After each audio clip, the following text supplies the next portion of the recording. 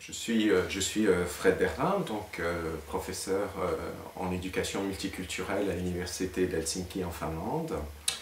Et je travaille depuis un certain nombre d'années sur les questions d'identité, notamment dans les contextes interculturels.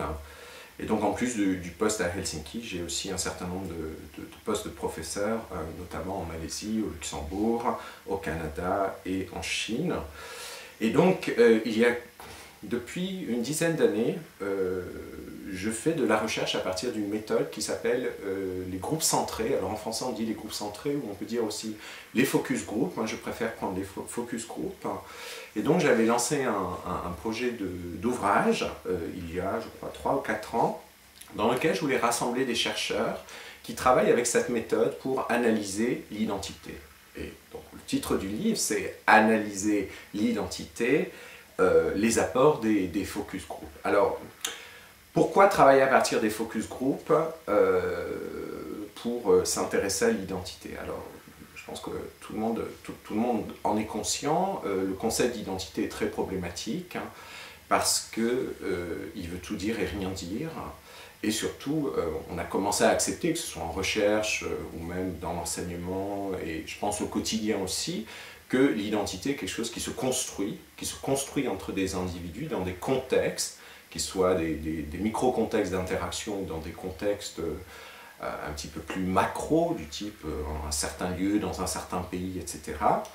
Et que tout ça a un impact en fait sur l'identité des individus. C'est-à-dire que l'identité n'existe pas, ça on l'a compris, mais c'est quelque chose qui se construit donc avec les autres, parce que moi seul je n'existe pas, bien sûr, je n'ai pas d'identité. Cette identité, c'est l'autre en fait qui me permet de la co-construire, de la négocier, etc. Et donc, ce que j'ai remarqué, notamment dans la recherche sur l'interculturel, c'est que pour collecter des données sur comment les gens construisent leur identité, on s'est souvent fondé sur des méthodes de collecte de données qui sont assez monologues. C'est-à-dire qu'on va soit poser des questions dans un questionnaire, soit faire un entretien entre un chercheur et un participant à une étude. Alors, pour travailler sur l'identité, c'est quand même assez limité parce que l'identité ne s'attrape pas comme ça, et ce que quelqu'un va dire sur ses identités, ben bien sûr, c'est une construction, et une construction pour un chercheur dans un certain contexte, etc.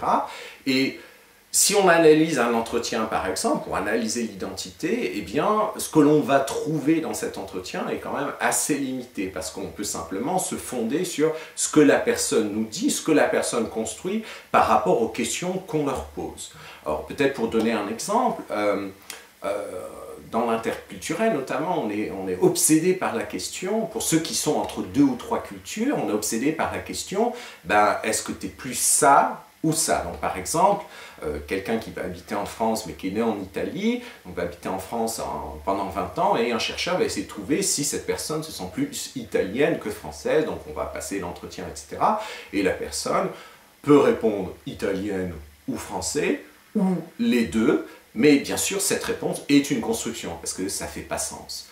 Et donc, la méthode des focus group, des groupes centrés, est très intéressante parce qu'en fait, on va mettre un certain nombre d'individus ensemble qui ont les mêmes expériences, qui ont des caractéristiques similaires, et on va les laisser parler, ou on va leur faire faire quelque chose ensemble, sans la présence du chercheur, avec l'idée que ce qu'ils vont construire, en fait, ça va être les données d'analyse, donc qui vont complexifier d'un certain côté les identités qui sont construites. C'est-à-dire, au lieu de répondre aux questions en espèce de ping-pong entre les chercheurs et le participant, on a un certain nombre de gens qui ne se connaissent pas forcément et qui construisent de façon bien sûr instable cette identité. Donc voilà, donc c'est l'objectif du bouquin. Donc j'ai rassemblé une dizaine de chercheurs, des chercheurs français, mais aussi des chercheurs du Québec, des chercheurs d'Espagne, et puis une grande spécialiste des focus group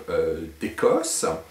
Et donc, ils discutent chacun, ils montrent comment ils utilisent la méthode des focus group, justement, pour analyser l'identité dans différents contextes. Alors certains vont s'intéresser par exemple à l'identité nationale, de comment on construit l'identité nationale, quelque chose d'assez fort actuellement et assez tabou dans un groupe de discussion. D'autres regardent par exemple comment on construit l'identité professorale dans un milieu universitaire. D'autres ont des approches un petit peu plus psychologiques, donc par exemple ils montrent comment ils ont utilisé les groupes centrés, les focus groups, pour donner la parole à ceux qui en général n'ont pas la possibilité de s'exprimer, donc par exemple des parents d'enfants immigrés, etc. Donc un petit peu, en anglais on parle de empowerment, donc leur donner un petit peu plus de présence et de pouvoir. Et le livre se conclut sur un entretien avec Ivana Markova, donc c'est la grande spécialiste dont je parlais.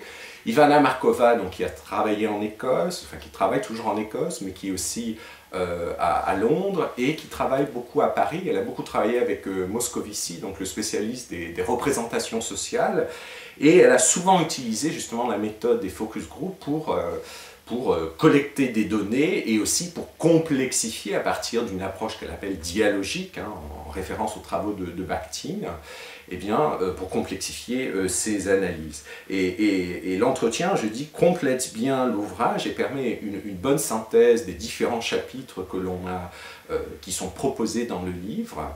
Et moi je trouve que, par exemple, pour mes doctorants, pour mes étudiants, ou même pour des collègues qui cherchent en fait des méthodes de recherche alternatives, ce livre permet justement de se rendre compte de la richesse de ce type de méthode.